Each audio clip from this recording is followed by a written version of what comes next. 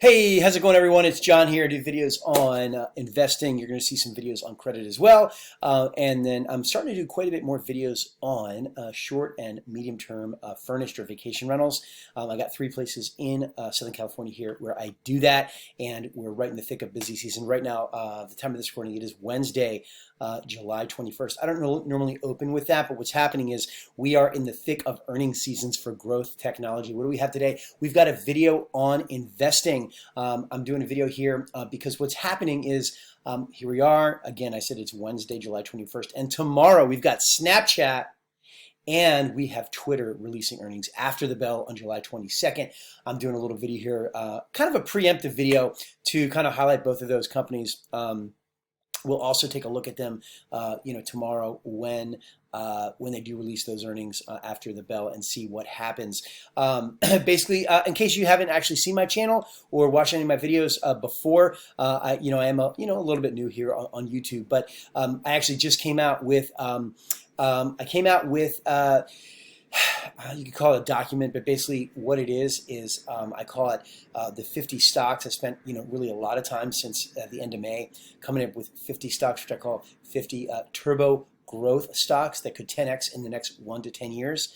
And I actually, even from there, I developed a list of actually 10. It's really 11 because I want to put one bonus in there, but it's really 10 stocks that I believe are strong buys, which could 10x in the next 1 to 10 years. So maybe what that is it's the basket of 50 stocks, which are the turbo growth stocks, and then the actual 10 are the 10 that I feel could 10x in the next 1 to 10 years, which are my, of course, favorite growth stocks. The video today, we're going to look at Snapchat. We're also going to look at Twitter because they're releasing their earnings tomorrow. I'm going to take you into the handy dandy spreadsheet. I'm also going to take you into my tip ranks, and then I'm also going to take you into Yahoo Finance so you can take a look at their financials. But basically, yeah, so we're going to go ahead and we're going to take a look at those financials, and we'll do that in a second here. What I will say about Snapchat is that Snapchat, when they did their earnings release in the beginning of 2021, their stock has actually done very well. Their market capitalization is really high right now, about 100 billion, and so, but it's still a very, very appealing investment, and to actually make an investment in them as a company.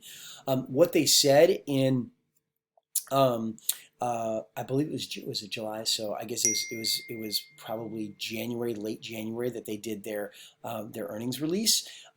Mid to late January that they did their earnings release. What they said was they expect many years of 50% or better year-over-year revenue growth, and they actually might have released that statement as quarters, many quarters of 50% or greater year-over-year revenue growth. That is actually a big thing for me in terms of my criteria. I've actually come up with a 6-point scoring system and how I evaluate a turbo growth. I call them turbo growth, technology stocks, and then also ETFs as well. But I primarily focus on stocks, and the year-over-year revenue growth rate is something that's very, very important for me. I like to actually see that over 35%. In fact, 35 is a very, very magical number for me for many reasons. I'm not going to go into too much about 35, but the reason I like 35 is I really go after the spirit of what I do. Is I consider myself a kind of a mini VC investor. So if I can achieve a 35% per year return on my portfolio, and I realize that that is a very aggressive figure, but if I can do that or better, I'm basically beating the venture capitalists, at their game, basically, right? So with that, 35 comes in very handy because number one, I want to see year over year, when you look at the fiscal year over year, revenue growth, I want to see figures of 35% or better. There's a lot of groups out there that actually have much better than that, and Snapchat, I believe, does have over 50% when looking at their fiscal year over year. And they also said again in January that they do project many, many, many years of greater than 50% year over year revenue growth. And then also gross profits. I really like to see those gross profits well above 35%. And I believe we're going to look at it in a second, but I do believe that Snapchat does have that figure of above, I think even above 50% gross profits, but we're gonna see that in a second. The other one is Twitter. So Twitter's exciting because I do have Twitter in the basket of 50 turbo growth stocks, right? However, Twitter has a growth problem. You're going to see it in their financials. I don't know why they can't grow, but they really can't seem to grow. Their year-over-year revenue growth for the last many, many, many years, when looking at fiscal year end to fiscal year end, is under 10%. So Twitter has got, a growth problem is what it appears.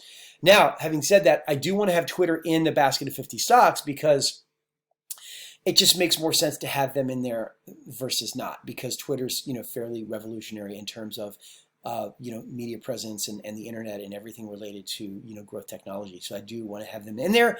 They're certainly not one of my top 10 favorites, and I don't really know if they can even 10x from where they're at right now. But let's go ahead, everybody, and we're going to go take a look at Snapchat here in Yahoo Finance real quick. Okay, I'm going to go ahead and minimize my screen a little bit. That's my tip ranks. Okay, so we got Snap right here. As you can see today, it's after 1 p.m. So here in California, so the market is closed for today.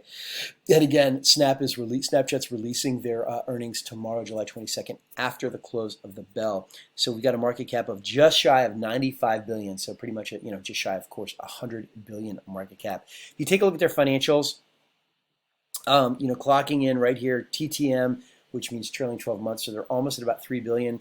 Fiscal year end 2020, about 2.5 billion in sales. Let's take a look at them in the handy dandy spreadsheet. We got them right here, Snapchat. I'm going to raise this up a little bit for you. Okay, so we have here, so they are a little bit richly valued, everybody. And what I mean by that is if you take a look at their annual gross profits, or the most recently reported fiscal year end gross profits, above $1 billion, which is certainly super. But you take that figure and then you divide it into the market cap, and they're trading at a multiple of 80. So they're definitely one of the more richly valued names out there. Very similar to how Shopify is valued, and Shopify has certainly been a great performer of mine. But they're very, very highly valued. So if you take a look at Snapchat. We have gross profits here of 52.83, so 53%, which is great. That's over 50%, certainly over 35%, but a nice little gross profit there. You take a look at their year-over-year revenue growth from fiscal year end 2019 to fiscal year end 2020, 46%. So, again, they did make that statement about several years of 50% or greater year-over-year revenue growth. So that's very exciting. If you take a look at tip ranks. I have a new account on TipRanks, but I don't have my portfolios, so I don't have all of my different accounts loaded in here. So it's really just my picks, meaning there's no, it doesn't have all the different percentages, because I've got, percentages all over the map with, the small turbo growth versus, something like Amazon and Apple, which I'm planning on trying to kind of trim that a little bit as we get through the end of the year. However, typically in this, the bull market is continuing, but it's looking like the stocks and the stock market is going to be quite strong as we head into the second half of the year. But if you take a look at it, Snapchat's right there in the middle. This tip ranks I started because I was trying to get together my 50 stocks, which is now more like 55, and I imagine that I'm going to have this basket to be in between 50 and 100, probably realistically somewhere in the neighborhood of 60 to 75 stocks by the end of 2021. Snap is right there in the middle, right? So since the early June, they're up about 3%. It doesn't actually count the actual number here, but there are some that are really high, like Asana, Shopify, DocuSign, Roku. They're pretty much the top, and they're all about 30% higher since early June, which is certainly really exciting. What's really fascinating to me is Twitter has done actually better than Snapchat. I'm sorry. Since early June. I don't know why it's gone up so much, but it has gone up quite a bit since early June. But again, I'm not going to be taking a position in Twitter because they just don't have the growth. If they do show more growth and they explain and forecast more growth, that's a different story, but they just have not been able to demonstrate that they can grow their company. But that's where they are right there. So we got Twitter since early June at 18% in the green, and then we got Snapchat right here about 3.8% in the green since early June. So that is them in my tip ranks profile right there. There you go. So they're Snapchat with, clocking in good. So they're pretty much, if you take a look at Snapchat, what I do is I organize this list according to revenues from the highest to the lowest. So Snapchat's right there, above the Match group, all the dating, apps and everything, Match.com and all their the sites and apps that they own, and then underneath Open Door. Open Door, their numbers are super wonky, but in any case, yeah. So Twitter has pretty decent revenue, pretty good gross profits, but they just can't seem to grow their company. In terms of analysts, looks like according to TipRanks, we got 22 analysts following Snapchat at a moderate buy, and 24 analysts following Twitter at a moderate buy. So those are some details for you on Snapchat and Twitter. So just so you know, I do have a position in Snapchat. It's done very, very, very well. I took a position in Snapchat actually in October 2020, and at the time I was really looking to add to my turbo growth stocks. And Snapchat is actually the top performer of the ones that I've added. Am I going to add more to Snapchat? I don't know. They're fairly richly valued, so I don't really know if I'm going to necessarily add to them. I'm certainly not going to decrease my exposure. I might add a little bit because, with 50%, with many, many, many years of 50% year-over-year revenue growth, it's certainly very exciting. But the fact is that, I don't know. I mean, how much higher can it go relative to its size? Will Snapchat be a $1 trillion company? Maybe, but I really don't see that happening anytime soon. Hopefully you guys like that. If you, everybody, if you like hearing about these top turbo growth stocks, that could 10x in the next 1 to 10 years, consider subscribing to this channel. Consider giving me a like. It is 100% free to hit that like button for me. It is 100% free to subscribe to the channel, and it's 100% free to put some notes in the comments below and tell me if there's a stock that you want me to do some research on for you, or if you want to know if it's in my basket of 50 stocks, which is actually now more like 53 stocks, or if it is in my top 10 or 11, because I like to add one in there as a bonus of stocks that will 10x in the next 1 to 10 years. Everybody, I've got a pretty big background in investing. Take note that this information, I am not a financial advisor. I'm certainly not your financial advisor. I do have a deep background in it, though. As a professional, my first job out of college was Merrill Lynch.